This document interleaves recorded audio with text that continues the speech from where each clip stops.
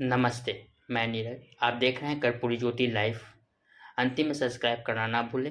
आप शेयर कर सकते हैं यूट्यूब, फेसबुक, ट्विटर, इंस्टाग्राम पे भी आप शेयर कर सकते हैं। हमारे पटेल साहब कि कैसे सबके का हेर फेर है, सरकार बेचती है और नाम रखती है नहीं, क्योंकि सबको का हेर फेर है। तो आज 19 अगस्त 2022 पांचवें भारतीय वनवासी संघ एवं भारतीय मूल निवासी सांस्कृतिक मंच का संयुक्त 23वां 2 दिवसीय बिहार राज्य अधिवेशन यहाँ धाम संस्कृत सेनानी भवन दोरना प्रसाद रायपुर पटना में जो आज प्रथम संबोधन का सत्र विषय रखा गया है साथियों कि नई शिक्षा नीति बहुजनों को शिक्षा से वंचित रखने का बड़ा षड्यंत्र है। एक परिचर्चा अर्थात वर्तमान में बनाई गई शिक्षा नीति मूल निवासियों को शासन और प्रशासन में दूर रखने का षड्यंत्र तो नहीं, एक परिचर्चा है। साथियों, शिक्षा के बारे में आपको मालूम है, आर्टिकल नंबर 45 में लिखा है कि 10 साल में 1950 में 26 जनवरी 1950 में संविधान लागू हुआ। 1960 10 साल में भारत में कोई भी अनपढ़ नहीं रहना चाहिए, ये भारतीय संविधान ने आदेश निर्देश दिया था। लेकिन आपको मालूम है शिक्षा की स्थिति कैसी है। साथियों, भारत में जो शिक्षा के बारे में आपने देखा होगा कि जो प्राइमरी स्कूल है, प्राइमरी स्कूल में हमारे गुजरात में 6000 पाठशाला बंद हो गई। प्राइमरी स्कूल क्यों बंद हो गई? क्योंकि हमारे ST/SC OBC एवं मूल्यवासी माइनॉरिटी की रिक्रूटमेंट करना पड़ता है और रिक्रूटमेंट होती नहीं, और एक शिक्षक 5 क्लास पढ़ा रहे गुजरात में। ऐसी परिस्थिति मुझे लगता है पूरे भारत में होगी। इसलिए हमारे बच्चों की पढ़ाई सरकारी स्कूलों में पढ़ाने की जगह निजी स्कूलों में भेजने की शुरुआत हुई। सरकार जानबूझ ऐसा कर रही है। अभी हरियाणा प्रदेश में सरकार ने आदेश दिया, हरियाणा राज्य में सरकार ने खुद आदेश दिया कि अगर निजी स्कूल में बच्चों को पढ़ाएगा तो निजी स्कूल की जो करीबन 1 साल की फी है 1400 रुपया, ये सरकार भरेगी। और सरकारी स्कूल में बच्चे को पढ़ाएगा तो साल की 500 रुपया फी जो वाली माता पिता देंगे, ऐसा आदेश निकाला। तो हमारे लोग तो निजी स्कूल में पढ़ाएंगे। जब सरकारी स्कूल संपूर्ण बंद हो जाएगी तो आदेश निकालेगा सरकार निजी स्कूल में और फी 5 गुना बढ़ा देगा। और निजी स्कूल में हमारे बच्चों को जाति के आधार पर, वंश के आधार पर कैसा व्यवहार करेगा आप सभी को मालूम है। एक बात है, अभी हमारे गुजरात में 800 स्कूल निजी स्कूल चल रही, 800 स्कूल, और एक क्लास में 40 छात्र छात्राएं, 40 विद्यार्थी होते हैं एक क्लास में। उसमें से 25% ग्रांट पैसा सरकार देती है। 40 छात्राओं में से 10 छात्रा पैसा सरकार देती है। ऐसे 800 स्कूल चालू है और एक संस्था में 8 क्लास होता है। तो 8 क्लास में 8 टीचर होता है, तो 800 × 8 कितना होता है? 6400 टीचर होता है। उसमें हमारी जो पढ़े लिखे नौजवानों बच्चों की आरक्षण, पढ़े लिखे बच्चों का टीचर बनने की जो भागीदारी, प्रतिनिधित्व खत्म हो गया है। एक जबरदस्त नुकसान। दूसरी बात यह है, जब ज़्यादा संख्या हो जाएगी तो गवर्नमेंट यूनिवर्सिटी की परवानगी देगी और यूनिवर्सिटी में शिक्षा की जो पॉलिसी, शिक्षा का जो अभ्यासक्रम एक निजी संस्था डिसाइड करेगा, तय करेगी। तो वो तो ब्राह्मण संस्कृति के अनुसार शिक्षा पद्धति लाएगी, तो हमारे बच्चे को क्या होगा। दूसरी बात, निजी संस्थाओं में हमारे जो बच्चे लोग, क्योंकि महंगी शिक्षा बहुत महंगी हो गई, शिक्षा में व्यापारीकरण हो गया, शिक्षा में जीवन लक्ष्य, स्वाभिमान लक्ष्य, मानव अभिगम खत्म हो गया। ऐसी शिक्षा देने वाले जो ज़्यादा पैसा देंगे उसको मुफ्त में डिस्क्रिप्शन वाला सर्टिफिकेट मिलेगा।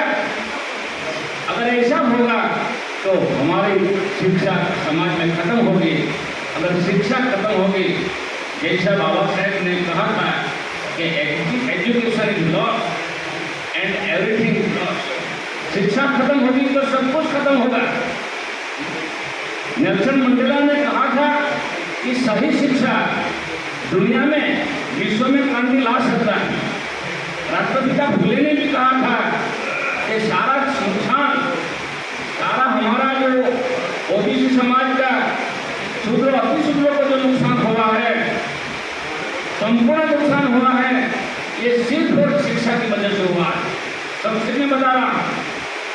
इसीलिए हमारे वक्ताओं ने कहा कि ये लोग जानबूझकर शिक्षा को बेचकर, शिक्षा संस्थाएं को बेचकर निजी संस्थाओं में, जो निजी संस्था किसकी है, हमारी तो है नहीं, और टीचर लोग भी हमारे हैं नहीं, और जातिवाद से ग्रसित है।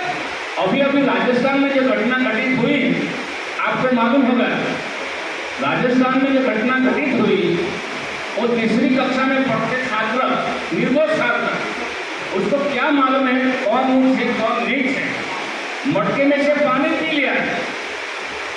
तो ब्राह्मणवादी संस्कृति से ग्रसित, मधुवादी संस्कृति से गुलाम सवर्ण शिक्षक ने इतना पीटा, हड्डी तोड़ दी, सिर तोड़ दिया, आंख फोड़ डाली, बाद में बच्चा अहमदाबाद हॉस्पिटल में दम तोड़ दिया। तो हमारा समाज में, हमारे परिवारों का, बच्चों को क्या हालत होगी। इसीलिए जो नई शिक्षा पद्धति लिखा था बहुत अच्छा है, लेकिन बिटवीन द लाइन, अंदर गहराई में आप जाएंगे तो हमारे बच्चों की, हमारे भविष्यों के बच्चों की संपूर्ण शिक्षा खत्म करने का बहुत बड़ा षड्यंत्र है। हम उसका विस्तार से चर्चा राष्ट्रीय अधिवेशन में करेंगे समय के अनुसार। इसलिए साथियों, हमारे बहुत वक्ताओं ने कहा कि ये संविधान में कहाँ लिखा है। संविधान में भाग नंबर 3, संविधान में पार्ट नंबर 3 और आर्टिकल 13, आज से संविधान लागू होने के बाद तुरंत जो परंपरा, जो मानवता को खंडित करने वाली, मानवता को विभाजन करने वाली पाखंडवाद, अंधश्रद्धा आज से 0 हो गई। तो दिलीप यादव ने क्या अच्छी बात कही है। तो हमारे कार्यकर्ता अगर कोई तकलीफ में हो, ये तकलीफ हमारी तकलीफ है, हमारे हृदय में दर्द होना चाहिए। ऐसी मुश्किल घड़ी में नैतिकता के साथ ऐसे लोगों को मनोबल बढ़ाना चाहिए, हर प्रकार का मदद करनी चाहिए, क्योंकि दुश्मनों का काम है संविधान का उल्लंघन करके, ब्राह्मणवादी मानसिकता से ग्रसित है।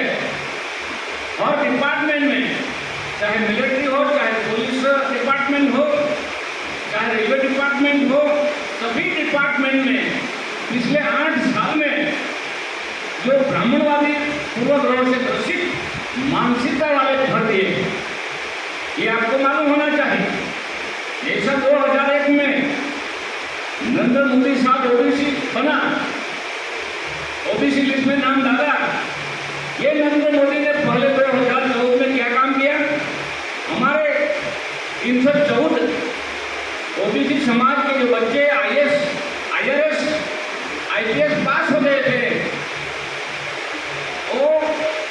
कैंसल करवा दिया था, सभी को मालूम है। इसीलिए हमारे लोग कहते हैं कि बाबा साहेब की उम्र 25 साल की थी।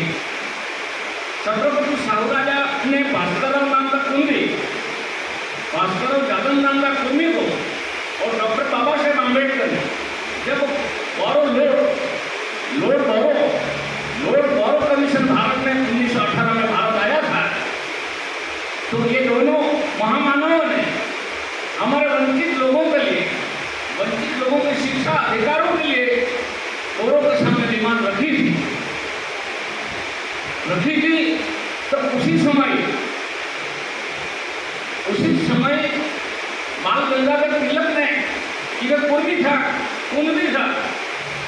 भास्करराव जादव और बाबा साहब तो एक साधारण बच्चा था, विद्यार्थी था, 25 साल का होने वाला, तो उसको तो गिनती में नहीं लिया।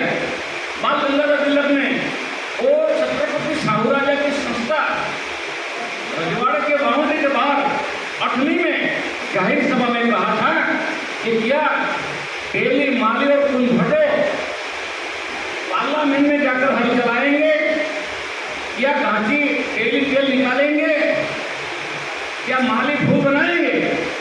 पंढरपुर में नहीं बोला, ये रिएक्शन हुआ। 1918 की बात है। बाद में बहुत बात, जब सुभाष चंद्र बोस 1942 में दादर बॉम्बे में डॉक्टर बाबा साहब आम्बेडकर को छुप कर मिलने के लिए गया था, छुप कर नजर कैद में था, डॉक्टर बाबा साहब को मिलने के लिए गया था, तो बाबा साहब ने ये कहा था कि आपके पास शक्ति, मेरे पास ज्ञान, अगर दोनों मिल जाएगा तो इस देश में हम मूलनिवासियों को शासक बनाएंगे। ये कहा था। सुभाष चंद्र बोस को पर शक्ति थी